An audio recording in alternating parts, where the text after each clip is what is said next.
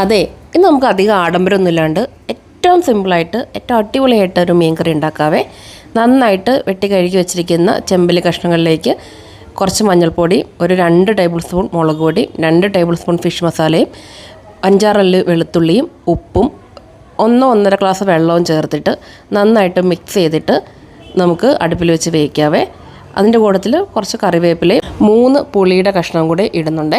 നന്നായിട്ട് തിളച്ച് ഒരു 10 മിനിറ്റ് ആകുമ്പോഴത്തേക്കും തന്നെ നന്നായിട്ട് കുറുകി വരും കേട്ടോ. ഇത് നന്നായിട്ട് കുറുകി വരുന്ന സമയത്തേക്ക് നമുക്ക് അതിനകത്തോട്ട് കടുവും ഉലുവയും കൂടെ പൊട്ടിച്ച് ചേർക്കാം കേട്ടോ. എന്നിട്ട് കുറച്ച് സമയം വെക്കുമ്പോഴത്തേക്കും തന്നെ നല്ല തിക്കായിട്ട് വരും കേട്ടോ. ഇത് നമുക്ക് അപ്പത്തിൻ്റെ കൂടെയോ പൊറോട്ടയുടെ കൂടെയോ ചോറിൻ്റെ കൂടെയോ എന്തിൻ്റെ വേണേൽ കൂട്ടാനും അടിപൊളിയായിരിക്കും. പിന്നുണ്ടല്ലോ, ഇത് ഇന്ന് തന്നെ എടുക്കാണ്ട് നാളെ എടുക്കുകയാണെങ്കിൽ കുറച്ചും കൂടെ നല്ല ടേസ്റ്റ് ഉണ്ടാവും കേട്ടോ. ഈ ഉപ്പും മുളകും പുളിയും എല്ലാം മീനിൽ നന്നായിട്ട് പിടിച്ചോളും. പിന്നെ ഓരോരുത്തരുടെ എരിവിനനുസരിച്ചിട്ട് മുളക് പൊടി വേണമെങ്കിൽ കൂടുതലിടാം കേട്ടോ. പുളിയും അതുപോലെ തന്നെയാണ്.